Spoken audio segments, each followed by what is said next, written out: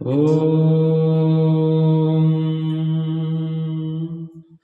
श्री भगवत्यै नमः। श्री जगदम्बिकाय नमः। काली काली महाकाली कालिके परमेश्वरी सर्वानंदकरे देवी नारायणी नमोस्तुते। नारायणी नमोस्तुते।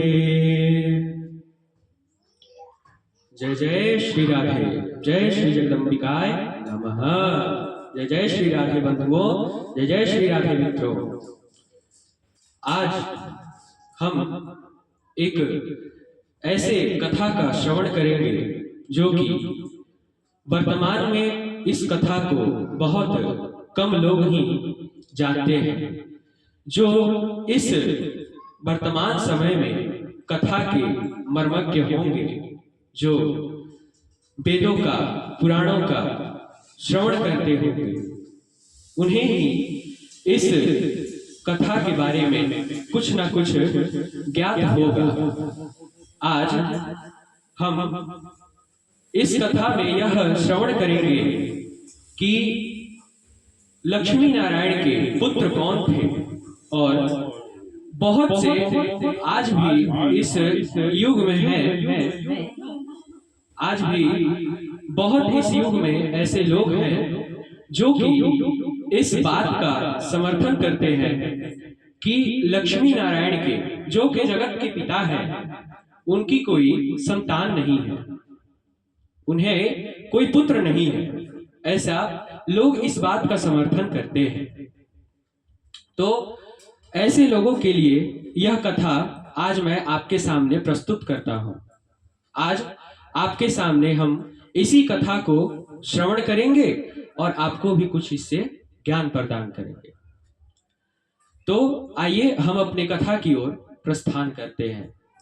एक समय की बात है कि वैकुंठ लोक में एक सूर्य के पुत्र थे जिनका नाम रेवंत था। रेवंत वैकुंठ लोक में लक्ष्मी नारायण के दर्शन हेतु वह वैकुंठ में जाते हैं अपने अश्व पर सवार होकर, और उस अश्व का नाम था उच्चश्रवा, जो कि समुद्र मंथन से निकला था। जब आप समुद्र मंथन के कथा को श्रवण करिएगा तब उसमें उच्चश्रवा अश्व का भी नाम आपको प्राप्त होगा। तो रेवंत को वह घोड़ा प्राप्त था। रेवंत उसी अश्व पर सवार होकर वैकुंठ लोक लक्ष्मी नारायण के दर्शन हेतु जा रहे थे वैकुंठ में, और वहां पर लक्ष्मी नारायण दोनों बैठे हुए थे। माता लक्ष्मी हमेशा की तरह, रोज की तरह भगवान विष्णु के चरण को दबाती थी और दबा भी रही थी। इसके बाद रेवंत जब वहां से सामने से आ रहे थे तब भगवान विष्णु ने माता लक्ष्मी से बड़े ही विनम्र भाव में पूछा कि हे प्रिय, हे मेरी अर्धांगिनी, यह कौन है जो कि कामदेव के समान दिख रहा है और सूर्य की तीव्र गति के समान यहाँ चला आ रहा है? यह कौन है? माता लक्ष्मी भगवान विष्णु के इस संवाद पर ध्यान ना देती है और वह अपने भाई उच्चश्रवा अश्व को एक ही टक देखते रहती हैं। उनसे बार बार माता लक्ष्मी पूछते रहती हैं। माता लक्ष्मी से बार बार नारायण भगवान पूछते हैं कि हे लक्ष्मी, मुझे यह बताओ कि यह सामने से कौन चला आ रहा है। थोड़ा सा इको दीजिएगा। यहाँ पर तो हम कहाँ थे प्रिय मित्रों? हम थे कि रेवंत वैकुंठ लोक पहुंचते हैं लक्ष्मी नारायण के दर्शन हेतु। बोलिए जय जय श्री राधे। तो यहाँ पर भगवान विष्णु कहते हैं, बार बार पूछते हैं कि हमको ये बताइए कि यह कामदेव के समान दिखने वाला पुरुष सूर्य की तीव्र की गति के समान चलने वाला यह कौन वैकुंठ में आ रहा है? तब माता लक्ष्मी यह ध्यान न देती हैं और उस उच्च श्रवा अश्व पर अर्थात अपने भाई पर वो मोहित हो जाती है। वह देखती हैं कि यह अश्व कितना सुंदर है, कितना मोहित है, और भगवान विष्णु को इस व्यवहार पर माता लक्ष्मी पर क्रोधित हो जाते हैं। और इसके बाद माता लक्ष्मी को भगवान विष्णु यह श्राप दे देते हैं कि तुम एक अश्व पर मोहित होकर मुझे अनदेखा कर रही हो, अन्यथा मैं तुम्हें यह श्राप देता हूं कि तुम भूधरा पर, तुम धरती पर अश्विनी के रूप में जन्म प्राप्त करो। और होता भी कुछ ऐसा ही है। माता लक्ष्मी यह कहती हैं कि हे स्वामी, मैं आपकी अर्धांगिनी हूं, मैं आपके प्रिय के हित के लिए ही आपके साथ हूं। हे दयालु, हे कृपालु, आपका नाम ही है दया सिंधु। आप इतने क्रूर कैसे हो सकते हैं? आप मेरे ही पति हैं। मैंने यह कभी आपका ये उग्र रूप नहीं देखा। आप इतने दयालु हैं, कृपालु हैं, आपने मुझे ऐसा दंड क्यों दे दिया? इसके बाद माता लक्ष्मी ऐसा भगवान विष्णु से बोलती हैं और वैकुंठ को त्याग कर वह अश्विनी के रूप में पृथ्वी पर, भूधरा पर जन्म ग्रहण करती है। इसके बाद माता लक्ष्मी, इस कथा में यमुना और तमसा नदी का वर्णन आता है।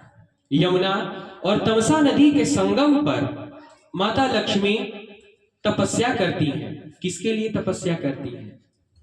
अपने पति के लिए। और माता लक्ष्मी ने जाते जाते भगवान विष्णु से यह भी पूछा था कि हे प्रभु, आपने मुझे श्राप दे दिया, ठीक है, यह कोई दैव योग है, यह जगदम्बा की माया है, ठीक है, आपने श्राप दे दिया, अब इस श्राप से मुक्ति के लिए मुझे कोई साधन बताइए।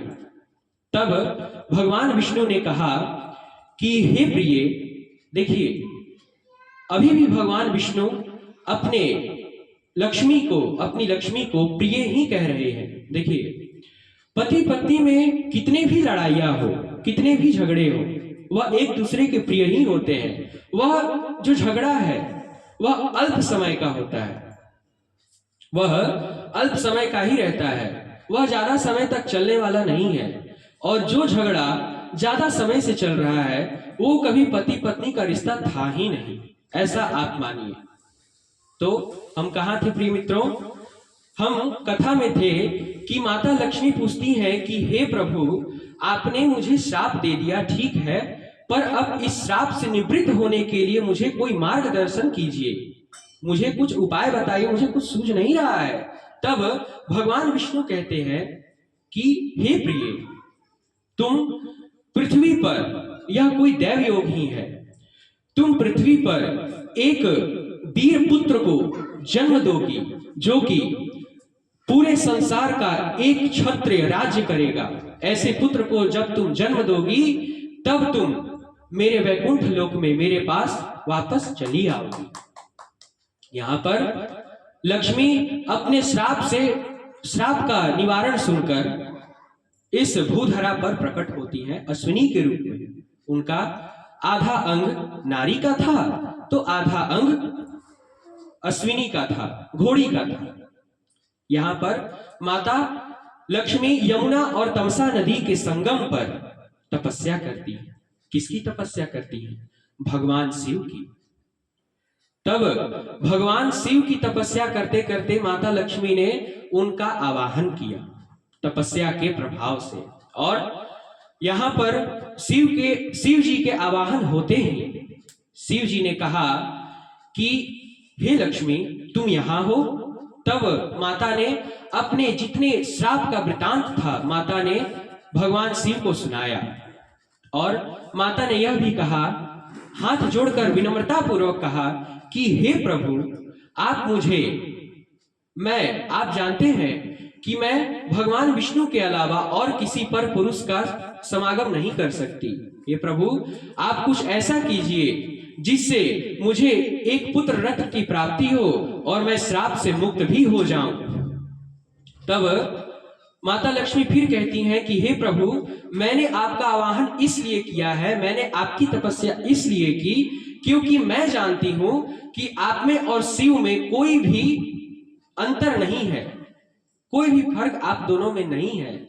आज के जितने भी ऐसे वर्तमान भक्त होते हैं, जो कि कुछ ऐसे भक्त हैं, मैं सबको नहीं बोल रहा हूं, कुछ ऐसे भक्त हैं कि बड़े ही घमंड से कहते हैं कि मैं शिव का भक्त हूं तो मैं विष्णु का भक्त हूं।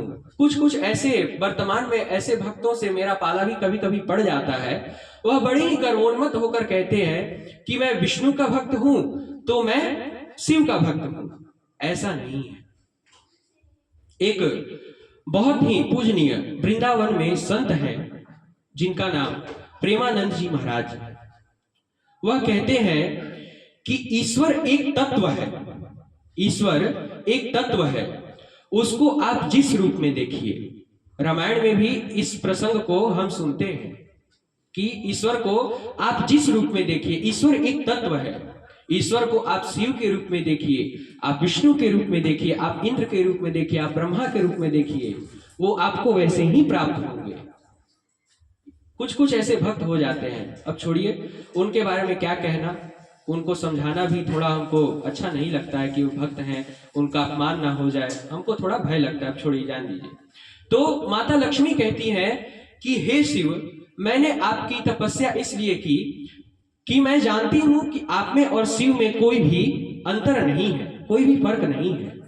आप में और विष्णु, भगवान विष्णु में, मेरे पति देव में, आप दोनों में कोई अंतर नहीं है। इसीलिए हे शिव शंकर, हे भोले, हे दयालु, हे कृपालु, हे गौरी के पति, आप कुछ ऐसी माया रचिए, आप भगवान विष्णु को बोलिए कि मैं आपके सिवा और कोई पर पुरुष का वर्ण नहीं कर सकती। आप उन्हें यह यमुना और तमसा नदी के संगम पर भेजिए। भगवान शिव तथास्तु कहकर वहीं पर अंतर्ध्यान हो जाते। इसके बाद भगवान विष्णु के पास वैकुंठ लोक में भगवान शिव अपने दूत को भेजते हैं। दूत से वह क्या कहलवाते हैं कि आप इतने निष्ठुर कैसे हैं? जब ब्रह्मा ब्रह्माणी के साथ हैं, मैं गौरी के साथ हूं, तो आप लक्ष्मी के साथ क्यों नहीं हैं? आपको लक्ष्मी के बिना रहते हुए कौन सा सुख प्राप्त होता है? ऐसा बोलकर शिव जी अपने दूत को वहां वैकुंठ लोक भेज देते हैं। वैकुंठ में जाते ही दूत ने शिव जी का संदेश विष्णु को सुनाया। इसके बाद भगवान विष्णु अश्व का रूप धारण करके उन्होंने कहा कि मेरे आराध्य ने मुझे यह कार्य दिया है, तो मैं अपने आराध्य के वचनों का उल्लंघन नहीं कर सकता। तब भगवान विष्णु ठीक है ऐसा कहकर अश्व का रूप धारण करके यमुना और तमसा नदी के संगम पर जाते हैं और वहां पर भगवान विष्णु अपनी प्रिय, अपनी भार्या से, जो कि वो अश्विनी के रूप में थी, अश्विनी के रूप में माता लक्ष्मी को फिर से प्राप्त करते हैं। उन दोनों में संगम होता है और एक दिव्य पुत्र की उन्हें प्राप्ति होती है, जिनका नाम था एक वीर। वही एक वीर है। आप जब पुराणों का और शास्त्रों का अध्ययन करिएगा तो आपको कहीं ना कहीं क्या, आप श्रीमद् देवी भागवत का अध्ययन करिए। श्रीमद् देवी भागवत के 6ठ स्कंद में आपको यह कथा प्राप्त होगी कि एक वीर ही एक क्षत्रिय साम्राज्य का राज्य करते थे।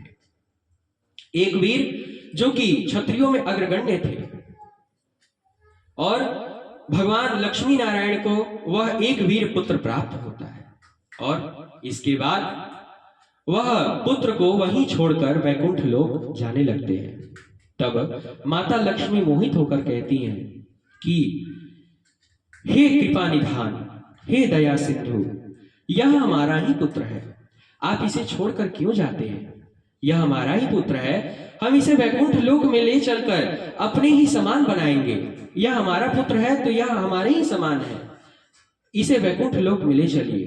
तब भगवान विष्णु कहते हैं कि यह हमारा पुत्र है, ठीक है, यह हमारा ही पुत्र है, पर मेरा एक भक्त है जिसका नाम हरिवर्मा है।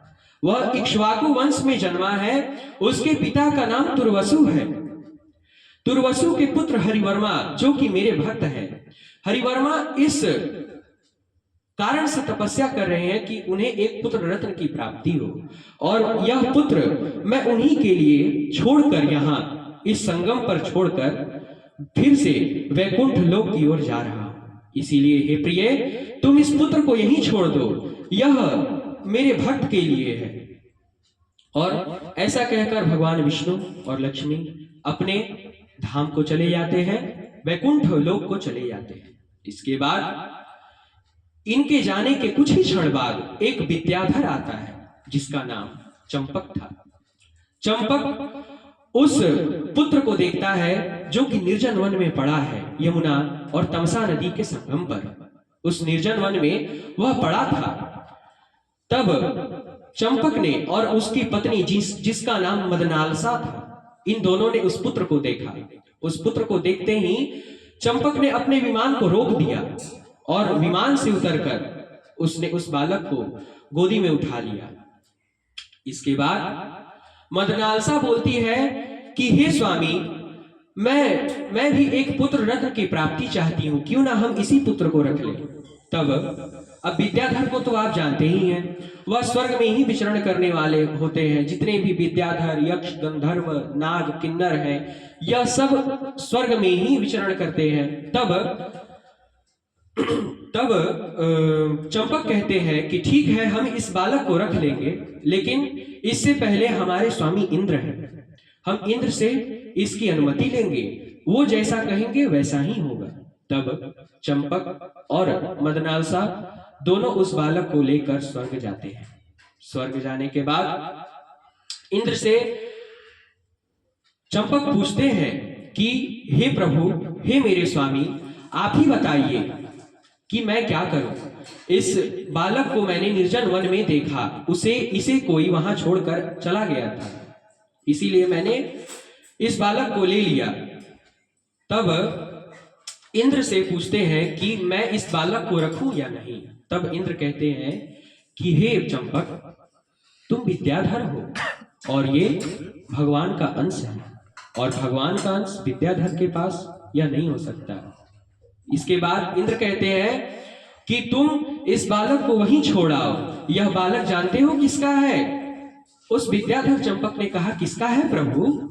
तब इंद्र ने कहा कि यह बालक भगवान विष्णु का अंश है, यह बालक लक्ष्मी के गर्भ से जन्मा है, इसके अधिकारी कोई और है। तब विद्याधर पूछता है कि इसके अधिकारी कौन है प्रभु, क्या मैं इसे वहीं छोड़ाऊं।